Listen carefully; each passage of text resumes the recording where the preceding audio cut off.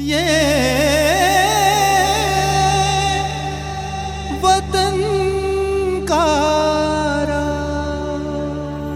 वतन का राग सुनने वाले सभी श्रोताओं को हमारा नमस्कार। लहलहाती पीली सरसों की दमक, गिद्दा की ताल और प्रेम के प्रतीक सोनी महिवाल का राज्य पंजाब। ऊंचे पूरे कद काठी के मेहनतकश नौजवान, सिर पर साफा और कुड़ियों की ढानी चुनर, साथ ही सरसों का साग और मक्की की रोटी का लाजवाब स्वाद। कुछ ऐसा ही दृश्य उभरता है मस्तिष्क में जब भी बात आती है पंजाब की। देश की स्वतंत्रता में भी पंजाब की अपनी अहम भूमिका थी। कई ऐसे वीर क्रांतिकारी हुए जो पंजाबी तो थे ही, साथ ही निडर और साहसी भी थे, जिनका वचन उनकी आन बान और शान था। हरिकिशन तलवार के पिता गुरुदास माल तलवार थे। दोनों ही पिता पुत्र की शहादत स्वतंत्रता संग्राम के इतिहास में शायद एकमात्र उदाहरणों में से एक है।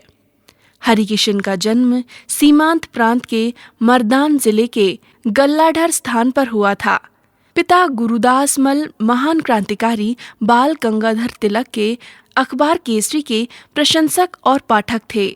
जब भारत की आज़ादी का बिगुल बजा तो गुरुदास मल ने अपने बेटों को आंदोलनकारी बनाने का संकल्प तो ले लिया, साथ ही स्वयं प्रशिक्षित भी किया।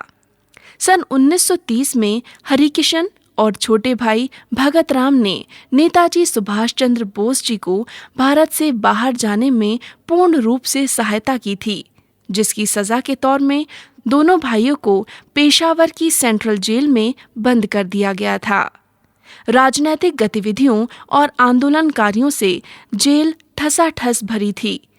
अंग्रेज इस मुसीबत से निजात पाना चाहते थे, जिसके लिए उपाय ये निकाला कि अंग्रेजी भाषा में लिखे एक फॉर्म में ये कहकर हस्ताक्षर करवाए जा रहे थे कि ये तुम्हारी रिहाई के ऑर्डर हैं, जबकि असलियत थी कि वो एक प्रतिज्ञा पत्र था, जिसमें हस्ताक्षर करने का मतलब ये है कि वो भविष्य में कभी भी किसी भी आंदोलन में शामिल नहीं होगा, अंग्रेजों के खिलाफ कभी भी अपराध नहीं करेगा। अंग्रेजी भाषा में लिखे जाने के कारण बात उस समय तो समझ में नहीं आई, लेकिन जब हरिकिशन घर पहुंचे तो पिता ने बहुत गुस्से में कहा कि उस फॉर्म पर हस्ताक्षर करके परिवार की मर्यादा को भंग कर दिया है। बस फिर क्या था, हरिकिशन तुरंत ही कृत संकल्पित हो गए। उन्होंने ठान लिया कि ब्रिटिश सरकार से वो अवश्य ही बदला लेकर रहेंगे, चाहे उन्हें जो भी करना पड़े।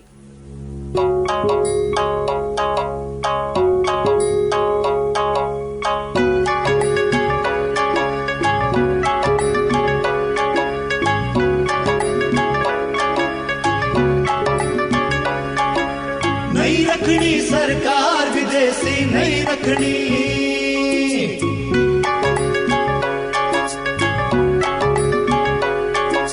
नहीं रखनी सरकार विदेशी, नहीं रखनी, नहीं रखनी सरकार जालिम, नहीं रखनी, नहीं रखनी सरकार विदेशी, नहीं रखनी, नहीं रखनी सरकार जालिम, नहीं रखनी।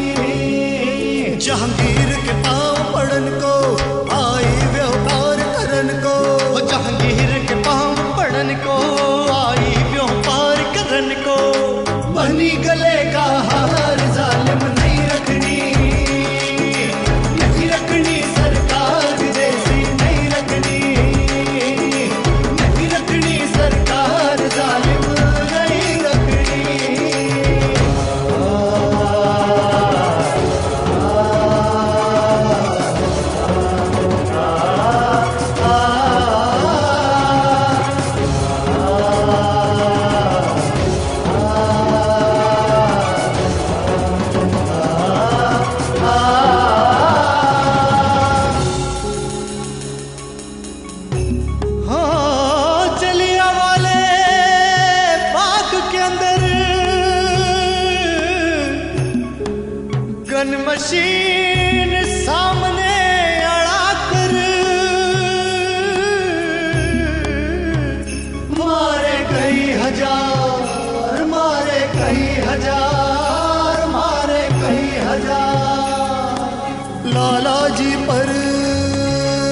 लाठी होली, भगत सिंह को दे दी सूली।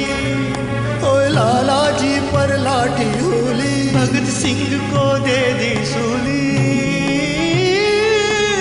बदजन आओ बदकार जालिम नहीं रखनी, नहीं रखनी सरकार विदेशी नहीं रखनी, नहीं रखनी सरकार जालिम नहीं रखनी।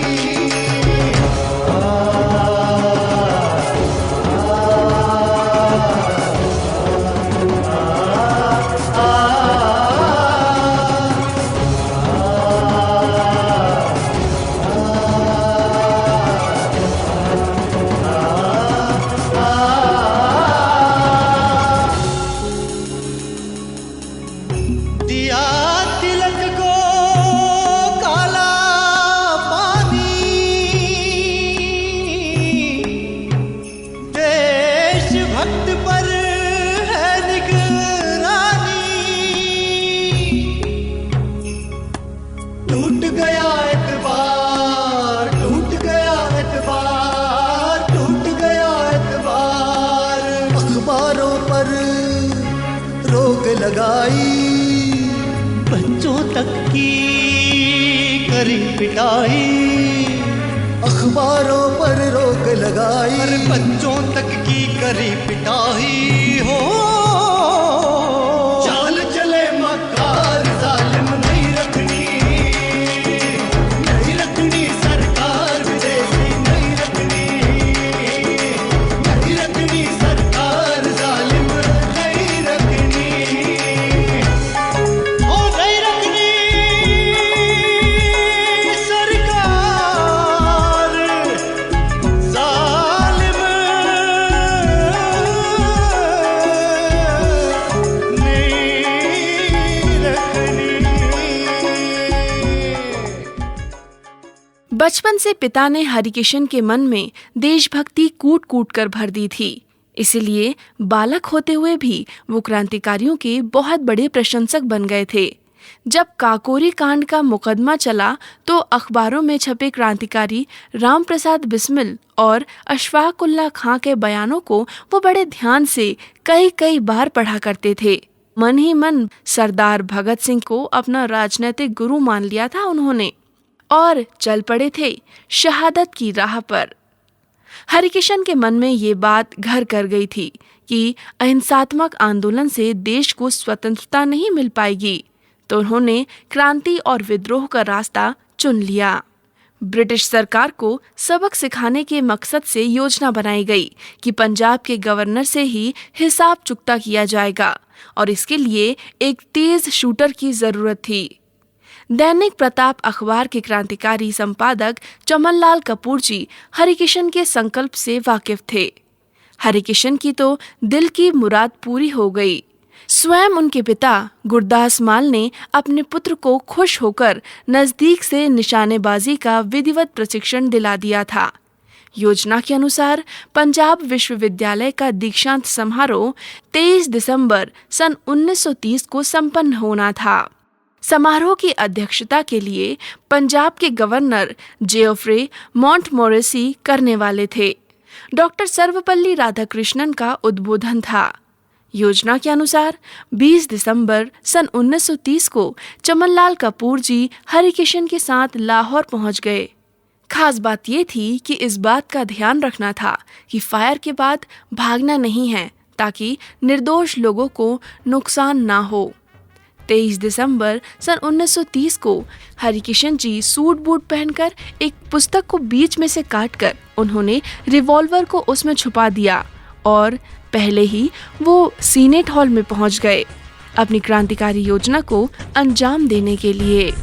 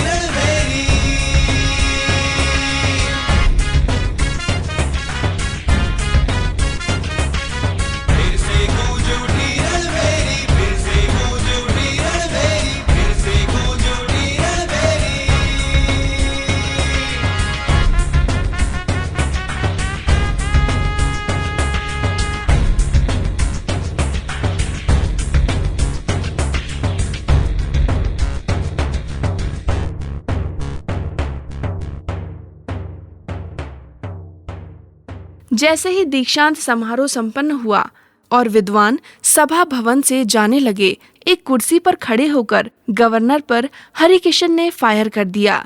निशाना चूक गया। गोली गवर्नर की बाह छीलती निकल गई। दूसरी गोली पीठ को छूकर निकल गई, लेकिन तीसरी गोली चलती इससे पहले ही डॉक्टर राधाकृष्णन गवर्नर के सामने आ गए।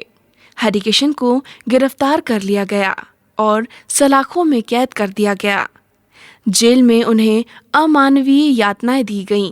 उन्हें कई दिनों तक भूखा प्यासा रखा गया। कड़ाके की सर्दी की रातों में भी उनको निर्वस्त्र करके बर्फ की शिलाओं के बीच दबाकर रखते थे। उन्हें बहुत प्रताड़ित किया गया।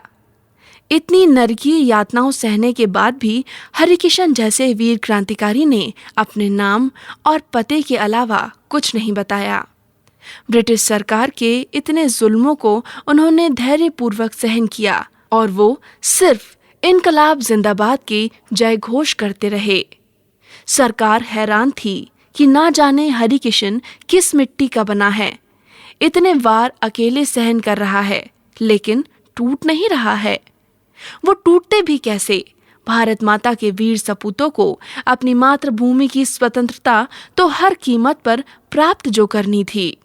नामी वकील मोहम्मद आसिफ अली ने हरिकिशन जी को बचाने की बहुत कोशिश की, पैरवी की, लेकिन सब व्यर्थ हो गया। हरिकिशन ने अपना बयान उर्दू में लिखकर दिया था कि ब्रिटिश शासन अत्याचारी है। उनकी सशस्त्र सेना ने निहत्थे पठानों पर 30 अप्रैल सन 1930 को गोली चलाकर अनेक पुरुषों, महिलाओं और मासूम बच्चों को मार डाला था। मैं जानता हूँ कि मेरा भविष्य क्या है। मुझे कोई गलतफहमी नहीं है। मेरे बलिदान से यदि स्वतंत्रता थोड़ी और नजदीक आए तो मुझे प्रसन्नता होगी। मैं 1000 बार बलिदान होने के लिए तैयार हूँ। चाहता हूँ कि मैं बार बार भारत में ही जन्म लूँ और हर बार अपने देश के लिए बलिदान हो जाऊँ। मेरे मरने के बाद भी हजारों हरिकिशन पैदा होंगे। मैं चाहता हूँ कि ब्रिटिश सरकार भारतीयों पर अपने अत्याचार बंद करे, हमारा देश छोड़ दे। उन्होंने अपना बयान इनकलाब जिंदाबाद के साथ ही समाप्त कर दिया। जिस जेल में हरिकिशन थे, उसी जेल में सरदार भगत सिंह जी को भी रखा गया था। अपने क्रांतिकारी गुरु भगत सिंह से मिलने से मना करने पर हरिकिशन ने अनशन कर दिया। बाद में 9 दिनों के बाद भगत सिंह जी के हाथों दूध पिलाकर ही हरिकिशन ने अपना अनशन समाप्त किया। 9 जून सन 1931 को लाहौर की मियांवाली जेल से सुबह 6 बजे हरिकिशन जी ने फांसी के फंदे को इनकलाब जिंदाबाद कहते कहते हंसते हंसते चूम लिया। हरिकिशन के पिता को भी हिरासत में लेकर कई यातनाएं दी गईं और 25 दिन बाद यानी 4 जुलाई सन 1931 को उनको भी फांसी दे दी गई। भारतीय स्वतंत्रता संग्राम के वीर क्रांतिकारी पिता पुत्र की ऐसी गौरवशाली साहसिक शहादत को हम शत शत नमन करते हैं। कभी वो दिन भी आएगा कि हम स्वराज देखेंगे,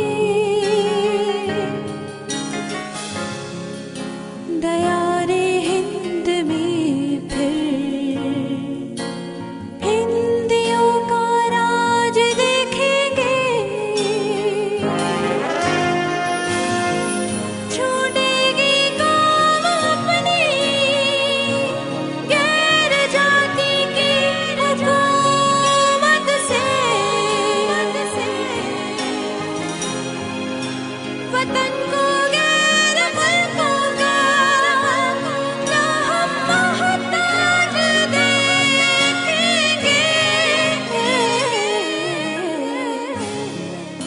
कभी वो दिन भी आएगा कि हम स्वराज देखेंगे, दया रे हिंद में फिर हिंदियों का राज देखेंगे।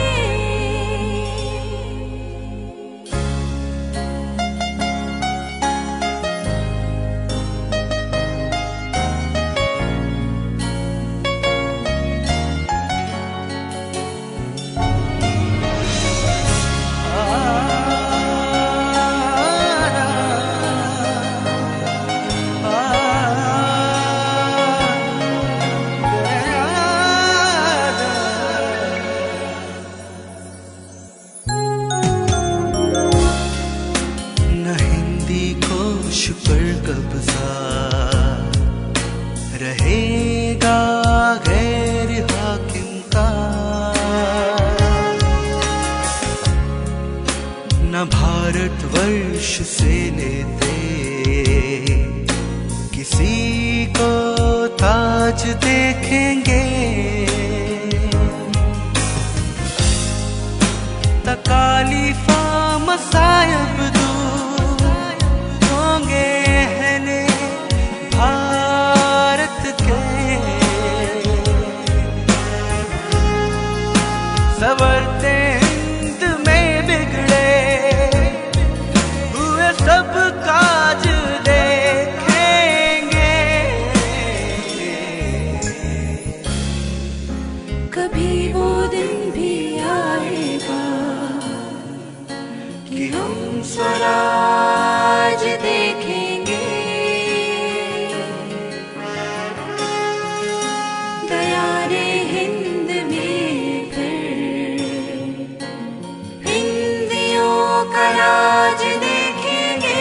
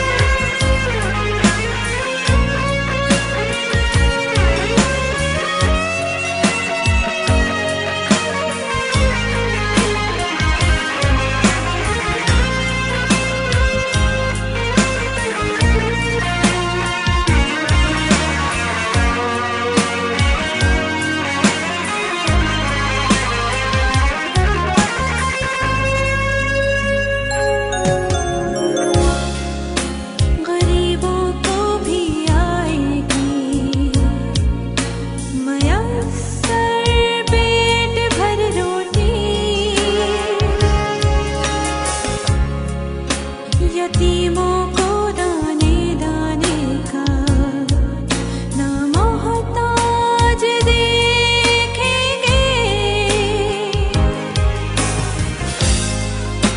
आने पाएंगी कसरत से मुल्क के गैर की चीजें। न चाहता हिंद से का हम नाज देखेंगे। कभी वो दिन भी आएगा कि हम स्वराज देखेंगे। दयारे हिंद में फिर हिंदियों का राज देखेंगे। कभी वो दिन भी आएगा कि हम स्वराज देखेंगे। अभी आप सुन रहे थे कार्यक्रम वतन का राग, प्रस्तुति स्वराज संस्थान संचालनालय की। ये वतन का